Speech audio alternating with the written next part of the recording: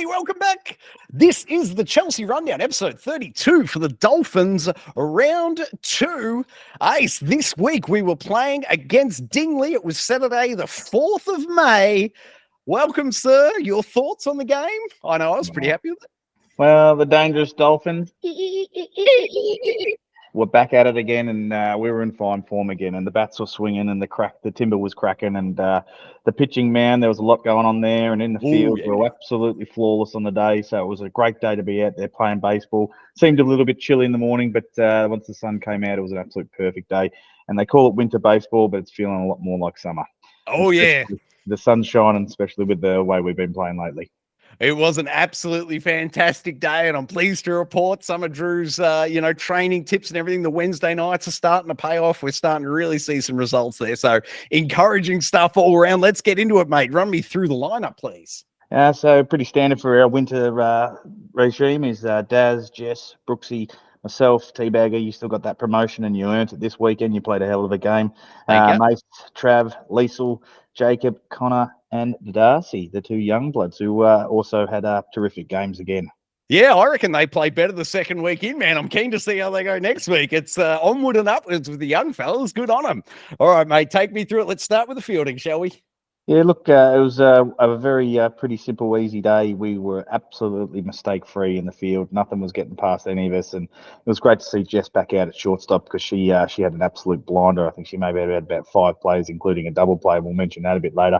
But, yeah, we were flawless, and this is the sort of baseball that when we're all on, that we play, and this is the sort of baseball that led us to beat Mornington last winter, which got us into the grand final. So it was absolutely a terrific day in there. And on the pitching, sort of, again, Connor, very amicable, got up there. He's had a little bit of a twinge in his neck, so might have been sort of throwing him off a thing or two. But Mason came in and relieved him, and Mason was absolutely on fire. Mason had 3 innings pitched, no hits, no runs, no earned runs, 5 strikeouts, repeat, 5 strikeouts. And one of those strikeouts being probably the most dirtiest curveball that I've ever seen. So that really helps when the boys are up on the mound throwing well, and we're on the field backing them up.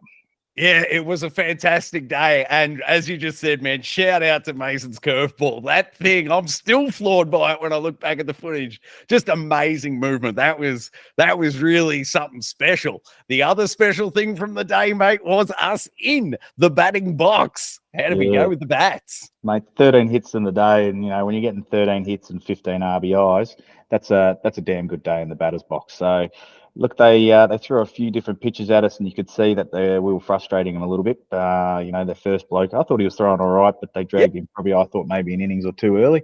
But we were sort of really on top of it from the word get-go. Daz was leading the charge up at the top end there. He had 1 walk and 3 hits for 1,000 average on the day. Brooksy, myself, yourself, Teabagger, Mason, multiple hitters, each with 2, and Travis Moore and Liesel Burke both got 1. And a big shout out to Darcy, who got his first RBI on the weekend. But nice work, Darcy. It was a great day in the box, and as long as we can sort of keep that sort of momentum going, we're going to win a lot more than we lose.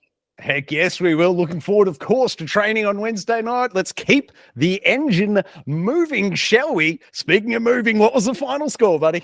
16-3 for us, the dangerous Dolphins. Doing it again. It was a fantastic day with a fantastic result. I absolutely loved it. It was some of my favorite baseball, but the absolute highlights, mate, we save them for everyone's favorite segment, the Golden Flipper, mate. Tell me things. Who's nominee 1 this week? Nominee number 1's probably going to go to the dirtiest thing that I've ever seen, and that was Mace's curveball. This thing came out of Mace's hands, and I'm pretty sure the batter tried to get out of the way. Yes. And before he could get out of the way, the thing just snapped back in for a perfect strike. I was standing over at second base, and look, you don't see much of that at our level. So it's great to see him up there, and great to welcome him back for the winter, and great to be having some success. And it's really handy having someone like him up on the mound. Yeah, absolutely. It was fantastic. One heck of a curveball. I've never seen anything like that in real life myself before. So keep them coming, Mason. That was epic. All right, mate. Who was nominee 2? Your lovely wife, the Queen of Diamonds, was back at shortstop. Love having her out there. We've me and her have had a lot of repetitions in that position with Brooksy over at third base. and Connor or Mason, or someone at first. But it seems to be a working trend, and she was absolutely on fire all weekend. And the play of the day for her was the fly ball double play, where she took it and she looked to throw it over to. I think there was a runner at second, and he sort of took off and didn't sort of realise the situation, and I gave her a bit of a shout out, and she lobbed one over to me, and we were able to roll the double. It was an absolutely beautiful double play. And I was looking for her to throw it to third, as you just sort of alluded to. And then I heard you call out, and I'm like, oh, wait a minute, there's a closer one. It was really a great play. Very enjoyable. Great work, J-Dub. All right, mate. Who was nominee 3? Dazzler, he got a pitch and he spanked this thing out to left field, and a bit of a controversial play. And I think we're all still trying to find out the rules on this one. But a player went to make a catch in foul territory, dropped the catch, but hit the ball back into fair ground, but apparently that's a foul. A few people are saying it was, 2 people are saying that it wasn't. But regardless of that, on the second pitch, he absolutely drilled this thing over left field and rolled a beautiful double, and it was probably one of the best hits of the day.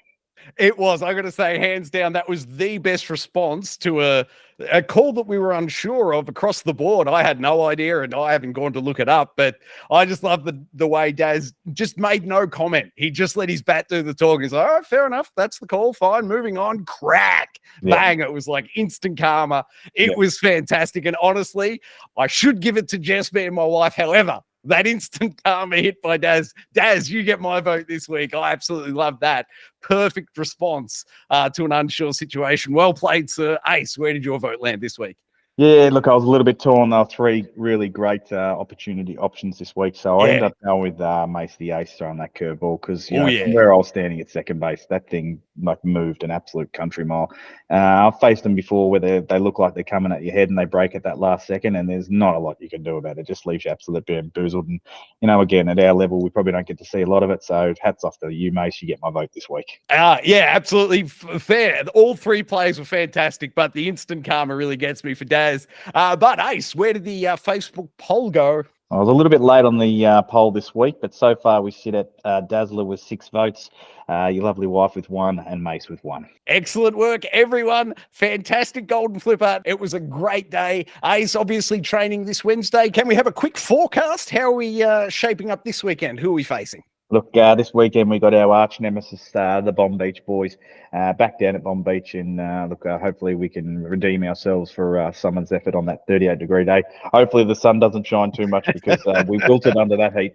So let's hopefully get the chocolates on that one and remain undefeated and also on top of the ladder to start the season, because the dangerous Dolphins are a force to be reckoned with. We are indeed firing on all cylinders. That'll do it for this week, guys. Thank you very much for tuning in. Link to the full game is in the description of this video. Ace, thank you very much for joining. And just remember, the pod always swims strongest together.